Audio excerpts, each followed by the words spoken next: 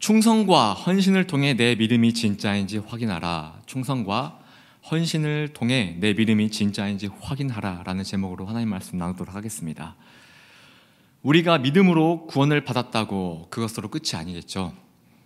구원을 받은 성도는 이후에 성화의 과정이 반드시 있습니다. 광야 학교에 입학하여 고난과 연단을 통해 하나님과의 깊은 교제, 영적인 성숙이 있다는 것이죠.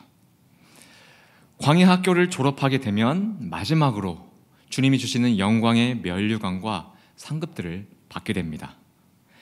우리 신앙의 여정을 크게 세 가지로 나누게 된다면 첫 번째로 구원, 두 번째로 성화, 세 번째로 영화 구원, 다시 다른 말로 하면은 완전한 구원, 이렇게 세 가지로 나눌 수 있다는 것입니다. 그런데요, 구원과 성화에는요 차이점이 있습니다. 구원은 순전히 하나님의 이루어지는 거고요, 성화는 하나님의 은혜와 동시에 나의 헌신이 반드시 동반되어야 한다는 것입니다. 믿음으로 구원을 받았으면 끝난 것 아니냐, 그게 다 아닙니까? 할 수도 있는데, 우리는 믿음으로 진짜 구원을 받았는지 100% 알 수 없는 존재들이에요. 불신자가 복음을 듣고 그 자리에서 영접 기도를 했다고 해서요, 그 불신자 안에 예수님이 들어오셨는지, 정말 진심으로 그 불신자가 영접 기도를 했다고 해서 구원을 받았는지 우리는 장담할 수 없다는 겁니다. 그렇다면 내 안에 예수님이 계시다는 것을 알기 위해서 나의 믿음이 진짜라는 것을 확인하는 방법이 뭘까요? 고린도서 13장 5절입니다. 너희는 믿음 안에 있는가? 너희 자신을 시험하고 너희 자신을 확증하라. 예수 그리스도께서 너희 안에 계신 줄을 너희가 알지 못하느냐? 그렇지 않으면 너희는 버림받은 자니라. 내 안에 예수님이 계시는지, 진짜 믿음을 소유하고 있는지 내 자신을 시험하고 확증하라는 것입니다. 어떻게 확인할 수 있습니까? 바로 광야 학교에 입학하면 알 수 있다는 것입니다. 이것이 성화라는 겁니다. 예수님을 영접하고 구원을 얻었으니 이것으로 만족합니다. 이제 내 마음대로 살아도 되겠죠? 가 아니라는 거예요. 구원을 받았다면요, 나의 믿음이 알곡인지 가라지인지 시험해보고 확증해보라는 말씀입니다. 이것으로 내 안에 예수님의 존재가 증명이 되면 알곡이 되고, 그렇지 않으면 가라지라는 겁니다. 잠깐 제 얘기를 하겠습니다. 중학교 시절부터 고등학교 시절까지 함께 신앙생활을 했던 친구들이 있었습니다. 예배가 다 끝나고도 집에 가는 게 너무 아쉬워서 우리는요 함께 모여서 예배당에 모여서 밤 12시까지, 믿기지 않겠지만 밤 12시까지 찬양하고 기도했습니다. 저 때는, 지금은 찬미예수 2000, 2500 이런 두꺼운 책이 있죠. 제가 어렸을 때는 그 찬미예수 500이라고 해가지고 동그란 그 빨간색 나무 과실, 그 이름 뭔지 모르겠어요. 그 표지를 해가지고 500, 얇은 그게 나왔었어요. 1번부터 500번까지 기타를 치면서 하면은 하니까 한 4시간 반 정도가 걸리더라고요. 그렇게 찬양하고 기도하고 있었습니다. 주일날 끝나고 안 갔어요. 그렇게 열정을 다해 같이 기도하고 찬양했던 친구들이 있었습니다. 그 자리에서 방언도 받았고 여러 가지 체험도 했었어요. 중고등부 임원도 맡았고요, 열심히 부서를 이끌어 갔습니다. 교회가 놀이터였어요. 학교가 끝나면 교회 와서 농구도 하고 거의 그냥 놀이터가 교회였었습니다. 그런데요, 이 중에 제가 제일 꼴통이었습니다. 이들에게서 본이 되지 못하는 존재가 바로 저였습니다. 제가 가장 뒤떨어지는 그러한 신앙이었다는 거예요. 우리끼리 한 얘기가 있었습니다.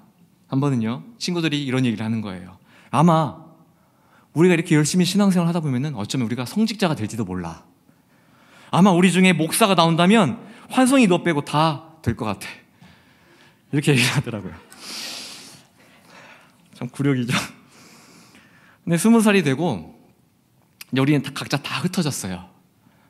각자 군대를 가고, 또 제대 후에는 각자 먹고 살겠다고 학교, 또 취업 문제로 서로를 돌아보는 시간이 없었습니다.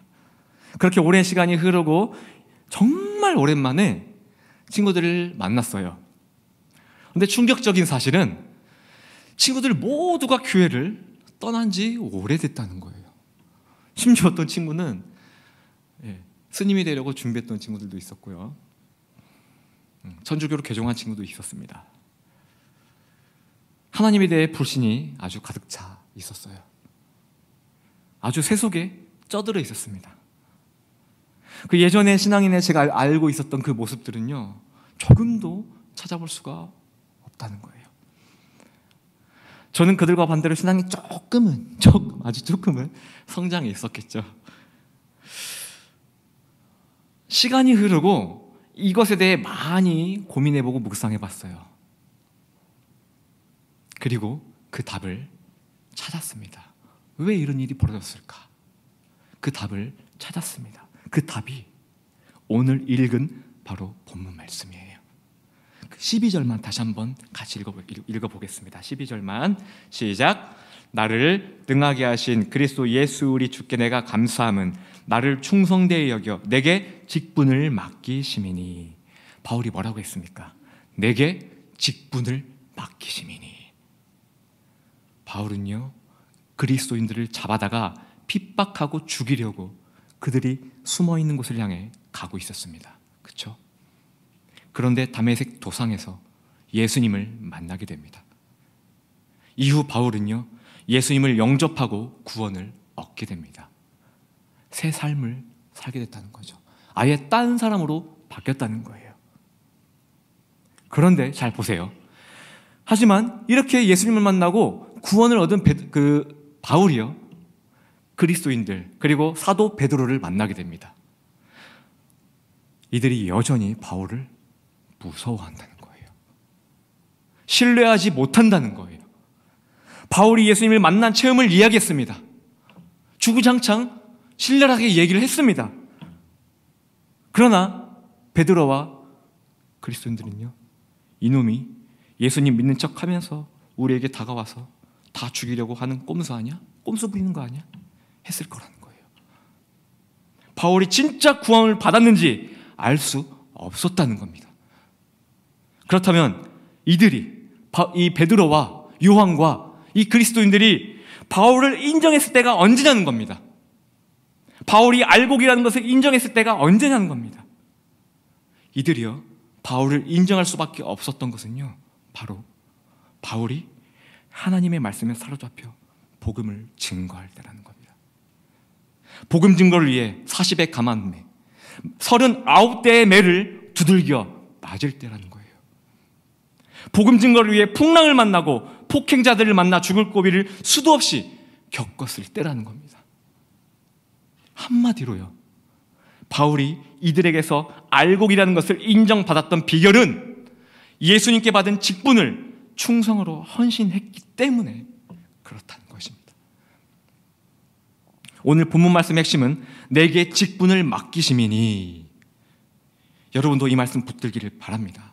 바울은 다메섹 도상에서 예수님을 만나고 구원을 받았습니다. 그러나 그것으로 끝이 아니었다는 거예요. 예수님을 구원을 주심과 동시에 바울에게 직분을 맡기셨다는 사실입니다. 이것이 매우 중요하다는 겁니다. 일어나라, 다메섹으로 들어가라. 네가 해야 할 모든 것을 거기서 누가 이르리라. 또한 사도행전 22장 21절에 보면 떠나가라, 내가 너를 멀리 이방인에게로 보내리라. 바울은 구원을 얻은 이후로요, 예수님께 복음을 증거하라는 직분을 받았다는 사실입니다. 바울은 이 직분에 헌신했습니다. 바울은 이 직분에 충성했습니다. 이 직분을 위해 목숨을 아끼지 않았다는 거예요. 이 직분 때문에 많은 고난과 죽을 뻔한 위기가 수도 없이 찾아오기도 했습니다. 그러나 이 고난을 통해 바울의 믿음은 더욱 깊어지고 성장했다는 사실이에요. 이 고난을 통해 하나님의 능력이 바울에게서 더욱더 강력하게 나타났다는 사실이에요. 이것이 사도 바울만의 성화요, 광야 학교라는 것입니다. 이 과정을 통해서 바울 본인도 깨달았습니다. 내 안에 살아계신 예수님이 존재하는구나. 또한 주변인들도 인정을 했습니다.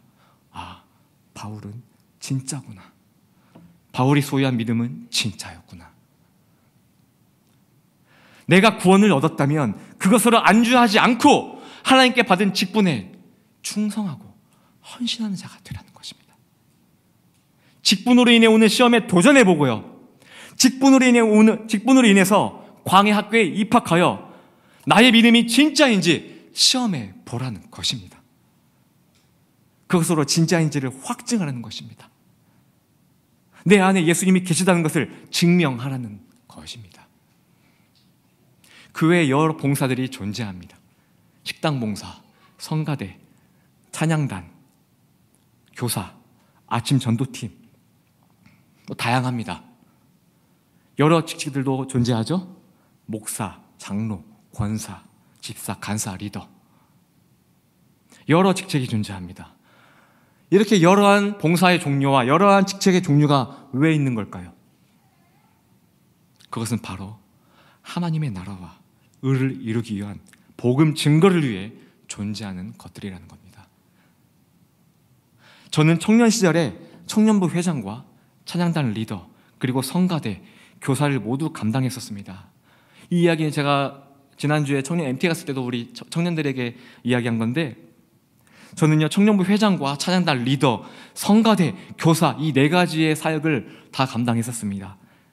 처음엔 재미로 시작했습니다. 그리고 사람 만나는 맛에 시작했습니다. 그리고 의무로 했습니다. 제가 맡은 직책들은요, 그저 일거리, 재미, 의무, 사람들에게 나를 그럴싸하게 믿음 있는 척 보이기 위한 수단일 뿐이었어요. 그 이상도 그 이하도 아니었습니다. 그러나 끝까지 감당했습니다. 끝까지. 남들은 힘들다고 한 달하고 포기하고 1년하고 힘들다고 과부하가 걸려서 나가 떨어져 버리고, 그러나 저는 5기로 끝까지 감당했습니다. 이 모든 것이 하나님의 은혜였지만 저는요, 성도들에게 남과는 다르다는 것을 보여주기 위한 잘난 채, 이 공명심이 있었던 것도 사실이겠죠. 그런데 중요한 것은요, 처음엔 의무로 시작한 이것이요, 불순한 마음으로 임했던 저의 자세가요, 1년이 지나고 2년이 지나고 5년이 지나면서 점점 의무에서 헌신으로 바뀌어 갔다는 사실입니다. 많은 봉사를 감당하면서 많은 사람을 만나게 됩니다. 그렇죠?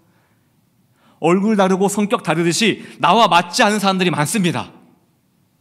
나를 싫어하는 사람들도 많습니다. 이러한 사람들로 인해서 정말 많은 시험에 빠지기도 했습니다. 이외에도 정말 견디기 힘든 고난이 봉사를 통해서 찾아올 때가 너무나도 많았다는 거예요. 성도 여러분, 저는 이때 무릎 꿇었습니다. 한 번도 무릎 꿇지 않았다가요, 이때 저는 드디어 하나님 앞에 무릎을 꿇었습니다. 너무 힘들어서 이때 눈물을 흘렸습니다. 그리고 이때 진심으로 하나님께 기도하기 시작했습니다. 이 시점으로 아주 거칠고 매우 다혈질이었던 저의 성격들이요, 조금씩 다듬어져 가기 시작했다는 거예요. 사람들을 이해하고 품어주는 것을 조금씩 배워가기 시작했다는 것입니다. 사람들에게 인정받으려고 했던 공명심도요, 이때부터 조금씩 무너지기 시작했다는 거예요. 나의 못된 것들이 조금씩 벗겨지자 그때서야 비로소 강단에서 선포되어지는 말씀을 통해 예수님이 보이기 시작했습니다. 예수님의 말씀이 선명하게 들리기 시작했다는 겁니다. 제가 왜 여러분들에게 재미도 없고 관심도 없는 저의 과거 이야기를 했을까요? 아무리 더럽고 흉악한 자라도요, 하나님이 내게 주신 직분, 이 사명을 포기하지 않고 끝까지 붙잡는다면 처음엔 의무로 시작하여 그 다음엔 충성과 헌신으로 이어지게 되고, 그 후엔 하나님과의 깊은 교제, 체험으로 이어진다는 것을 말씀드리고 싶어서였습니다. 제 친구들은 이것을 놓아버렸다는 거예요. 그들 각자에게 주신 직분을 아예 놓아버렸다는 겁니다. 그저 주일에 예배 한번 나와서 편하게 말씀 한번 듣고 다리 꼬고 팔짱 끼고 핸드폰으로 깔짝깔짝깔짝 성경 찾아대면서 목사님이 유명하시니까요, 워낙 설교를 잘하시니까 이 설교 한 번이면 충분해. 그래서 주일날 한 번 와서 이 말씀 듣고요, 그리고 그걸 가버린다고요? 성도 여러분, 이렇게 해서는요 결코 믿음 성장이 일어날 수 없습니다.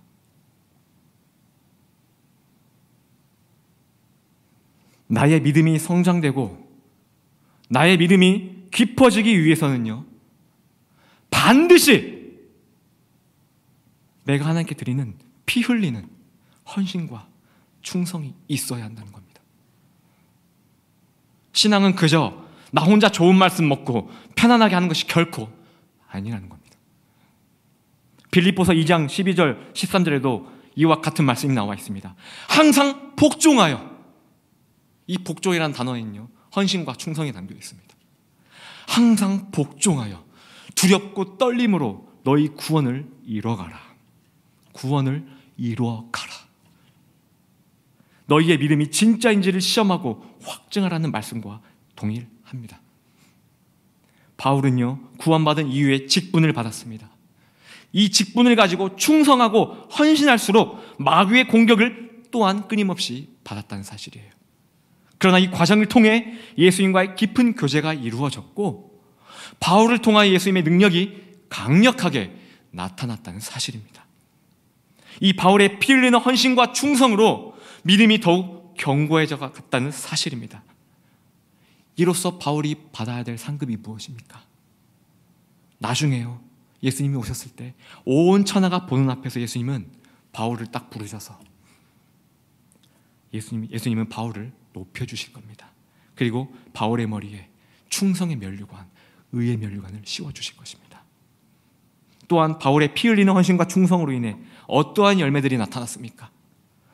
전 세계 수많은 사람들이 이 바울 한 사람을 통하여서 예수님을 영접했고 또한 많은 교회가 세워지는 거 아닙니까? 이것이 바울이 맺은 열매라는 거예요. 베드로를 보십시오. 예수님의 수제자였습니다. 자신의 믿음이 다른 제자보다 탑이었을 거라고 생각했을 거예요. 다른 제자들은 예수님을 버려도 나는 절대 버리지 않을 것입니다. 제가 예수님을 제일 사랑합니다. 제가 수제자니까요. 호언장담했습니다. 그러나 어땠습니까? 3번이나 모른다고 자기 살겠다고 도망갔습니다. 아까도 말씀드렸듯 사람은요 진짜 믿음과 가짜 믿음을 자신 있게 단정 지을 수 없다고 했습니다. 베드로의 믿음이 진짜인지를 알게 된 때는 바로 이때입니다. 3번이나 배신한 베드로에게 예수님이 찾아오셨습니다. 그렇죠? 그리고 배신한 만큼 예수님이 그를 3번 용서해 주셨습니다. 잘 들으십시오. 용서로 끝난 게 아닙니다. 베드로야, 네가 나를 사랑하느냐? 네가 나를 사랑하느냐? 네가 나를 사랑하느냐? 3번 용서하셨어요. 끝입니까? 그 뒤에 예수님 하신 말씀이 뭐예요? 가서 내 양을 먹이라. 가서 내 양을 치라. 무슨 말씀입니까? 예수님은 베드로를 용서하시고 반드시 직분을 하사했다는 거예요. 이 직분을 받은 베드로, 이 사건을 전후로 했을 때요 베드로의 자세는요 하늘과 땅 차이라는 겁니다.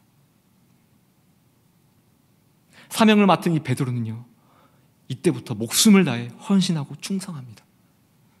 자신의 목숨 부지를 위해서 예수님을 3번이나 부인했던 이 겁쟁이 베드로가요 이제는 직분을 완수하기 위해서 더 이상 도망가지 않고 십자가에 거꾸로 달려서 순교까지 했다는 것입니다. 이로써 우리는 그의 믿음이 진짜였다는 것을 알 수 있다는 것입니다. 다윗을 보십시오. 마지막으로 다윗만 살펴보겠습니다. 우리 다윗을 한번 생각해 봅시다. 이 다윗의 아버지, 그 형들이 쭉 있죠. 다윗의 아버지와 형들은요 하찮게 여겼던 직업이 있었어요. 그게 뭐냐? 바로 목동이에요. 양을 치는 것. 하찮게 여겼던 이 양을 돌보는 목동, 이 일을 막내에게 다 떠넘겼습니다. 막내 다윗에게 다 떠넘겼습니다. 그러나 다윗은 이 일을 결코 하찮게 여기지 않았다는 겁니다. 목숨을 다해서 사자와 곰의 발톱에서 양들을 지켜냈습니다. 열심히 헌신하고 충성했다는 겁니다. 목동의 일이에요. 그런 다윗에게 큰 시험이 찾아왔습니다. 사자, 곰보다도 위협적인 거대한 골리앗을 만나게 되었다는 거예요. 하나님의 양떼들인 이스라엘 백성, 이 양떼들을 해치려는 골리앗, 그 사이에 목동인 다윗, 이 다윗은요 여전히 하나님의 양떼들을 지켜냅니다. 거대한 골리앗을 박살냈다는 거예요. 다윗은 많은 사람들이 하찮게 여겼던 이 목동이라는 직분에 헌신하고 충성했던 자였습니다. 그 결과 골리앗이라는 큰 시험이 와도요 능히 이겨낼 수 있는 파워가 있었다는 거예요. 그러나 보십시오. 이 일로 인해 다윗은 더 큰 환난과 시험을 겪게 되죠. 직분에, 목동이라는 직분에 헌신하고 충성한 결과 더 큰 시험과 환난이 사울을 통하여, 사울 왕을 통하여 닥쳐왔다는 겁니다. 이때 다윗은 사울에게서 도망다니며 매우 힘들어했을 것입니다. 잘 들으십시오. 그러나 이 과정이 있었기에 시편이라는 위대한 말씀이 나온 것 아닙니까? 이 과정이 있었기에 하나님의 마음에 합한 믿음을 소유하게 된 것 아닙니까? 이 과정이 있었기에 예수님이 다윗의 자손, 다윗의 혈통으로 들어가게 된 것 아닙니까? 성도 여러분, 다윗, 베드로, 바울, 이들 모두는요 구원을 얻은 이후로 하나님께 직분을 받은 자들이었습니다. 그리고 그 직분에 충성과 헌신을 다한 자들이었습니다. 여기에 영적인 공격들이 있었지만 오히려 이 공격들로 인해서 이들의 믿음은 성장했다는 사실입니다. 이로써 만천하가 알게 되었습니다. 이들의 믿음은 진짜였구나. 가라지가 아닌 알곡이었구나. 3주간의 특세가 끝났습니다. 이번 특세 말씀의 핵심이 무엇이었습니까? 바로 충성된 일꾼입니다. 헌신하는 일꾼입니다. 예수님은 지금도 우리에게 말씀하십니다. 이 세대에 말씀하십니다. 추수할 것이 많다. 추수할 것이 많다. 그러나 추수할 나의 충성된 헌신하는 일꾼이 적구나. 다시 한번 말씀드리지만 신앙 성장에는 반드시 피 흘리는 헌신과 충성이 있어야 한다고 말씀드렸습니다. 우리 교회 모든 성도들이요 2017년도에는 맡겨주신 직책, 또한 이제 맡게 될 직책, 이것을 붙들고 헌신하고 충성하는 자들 되기를 바랍니다. 다윗처럼, 베드로와 바울처럼 하나님의 나라와 의를 위하여 헌신하고 충성하는 예배자들이 되시기를 예수님의 이름으로 기도드립니다. 오늘 말씀의 핵심은 충성과 헌신이었습니다. 구원은 전적으로 하나님의 은혜로 이루어집니다. 그러나 성화는요 하나님의 은혜와 동시에 나의 헌신과 충성이 뒤따른다고 말씀했습니다. 이 과정을 이뤄가는 가운데 방해되는 최대의 걸림돌이 있습니다. 원수가 있습니다. 그것은 바로 내 자아입니다. 자아. 이 자아는요 내 노력으로 버틸 수 없습니다. 내가 손을 갖다 대는 순간 더 커져요. 더 발악해요. 그래서 우리는 늘 주님께 이것을 구할 수밖에 없습니다. 우리 한번 따라해 볼까요? 제가 영어 발음이 안 좋아서요. Not by self. 네, 우리 큰 목소리 다시 한번. Not by self, but by grace. 네, 내 안에 주님의 은혜로 가득 채우게 되면 자아는 자연스럽게 물러나게 되어 있습니다. 내 마음이 자아로 매일매일 더러워진다면요, 괜찮아요. 주님의 은혜로 가득가득 채우면 됩니다. 주님, 나의 마음을 늘 새롭게 하여 주시고 하나님 외에 붙들고 있는 모든 것을 내려놓게 하여 주옵소서. 그래서 나를 마음껏 사용하여 주세요. 주께 받은 직분이 있습니다. 이 직분 가지고 하나님의 나라와 의를 위해 충성하고 싶습니다. 헌신하고 싶습니다. 우리 이 마음으로 찬양하겠습니다.